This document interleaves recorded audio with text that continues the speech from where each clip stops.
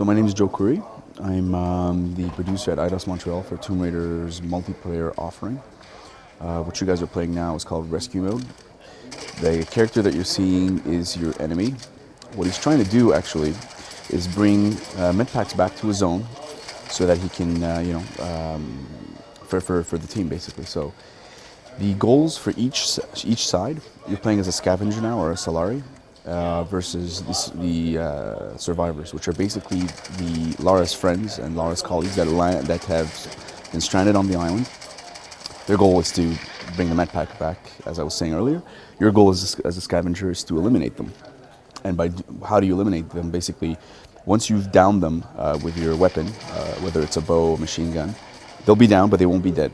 And your goal is to get up and close and personal, and finish them off.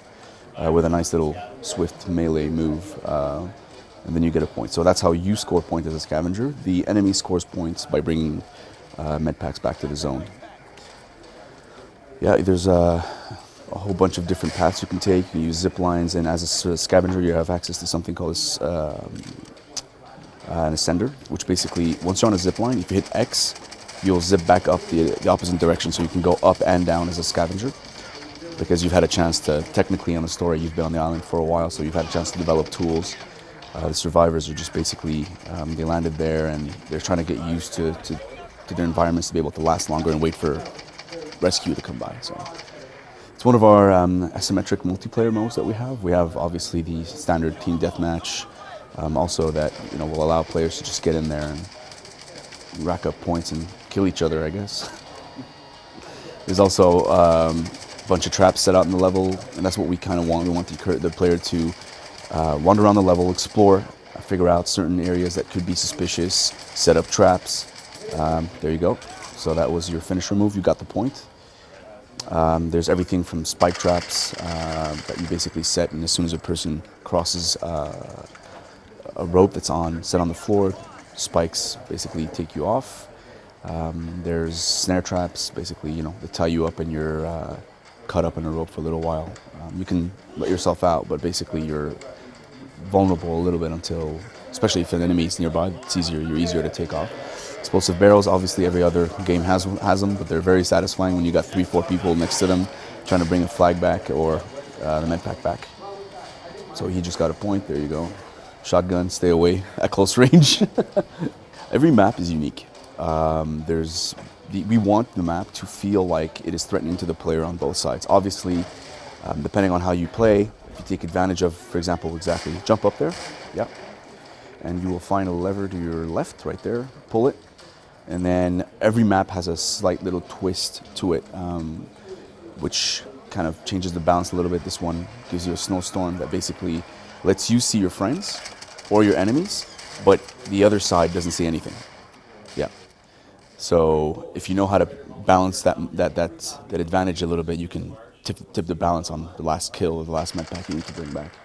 So the levels are definitely areas that you might have encountered in single player. They're not one for one. We've definitely built them exclusively for multiplayer. But they're areas that we want to feel like they can be small game changers. You could be in the lead, and the player pulls a lever, the wind comes up, and all of a sudden you're lost for a couple of kills and they catch up.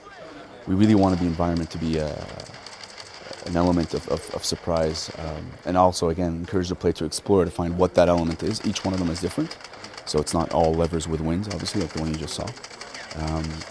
But they all have something that could be to your advantage or disadvantage, depending on who initiates that game changer, I guess.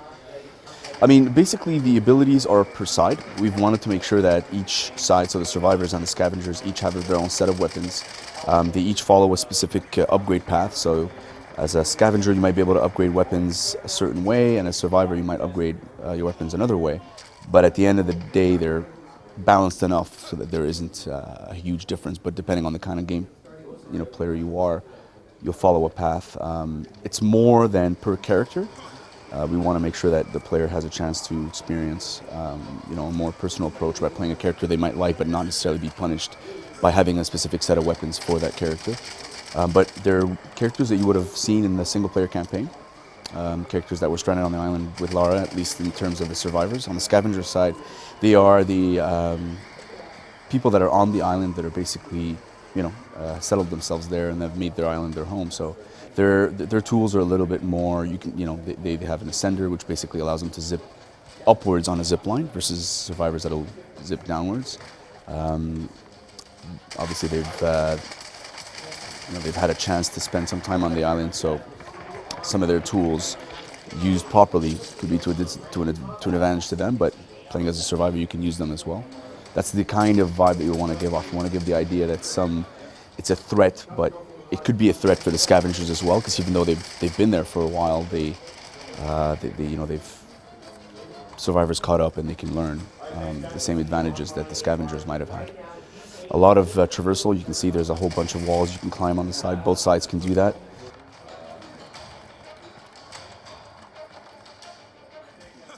Yeah, there's side passageways inside. Watch out. I don't know if there's a spike trap set up here for you. No, but if you want to see one, there's one right there in that hallway.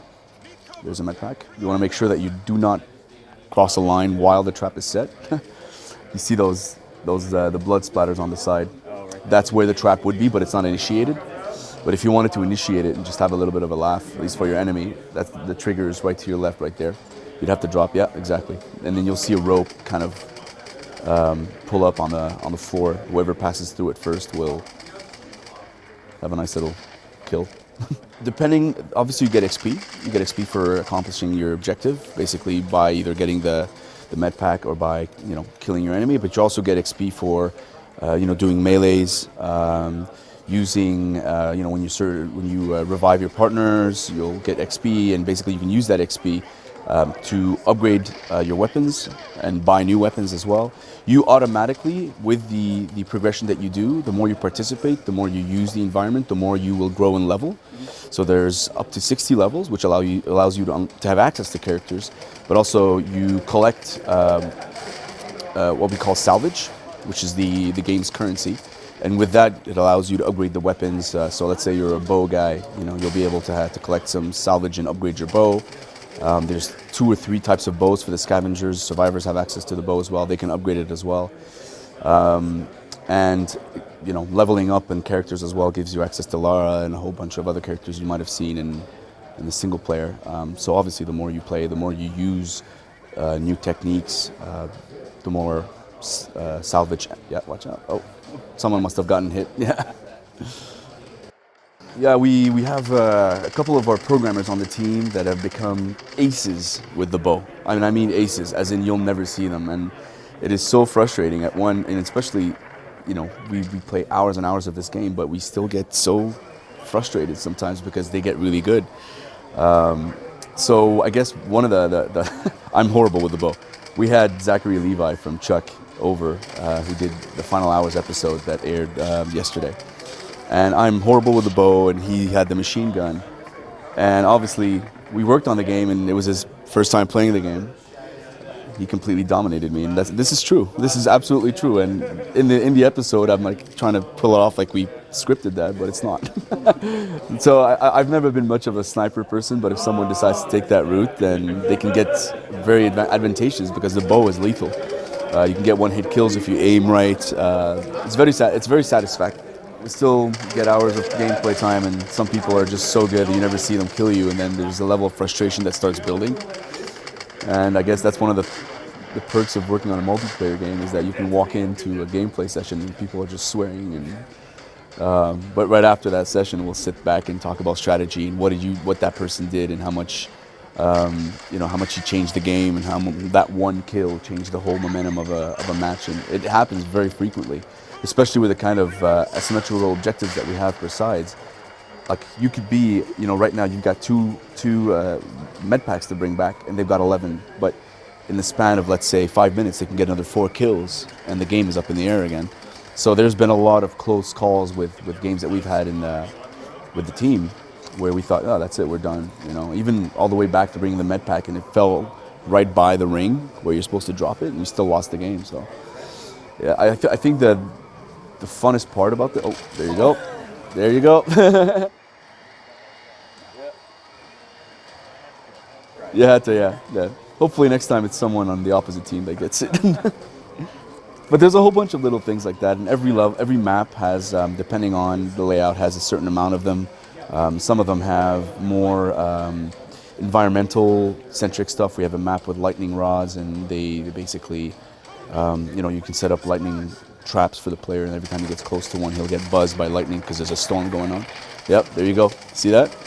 So Tomb Raider comes out March 5th. We hope that you guys enjoy it. It's been fun doing it. We have still hours and hours of fun playing it at the office. So hopefully we'll hear some funny stories on the web of what one person. There you go. He's stuck in a trap.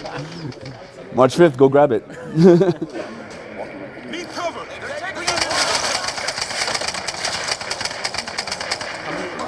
Players total in a multiplayer? There's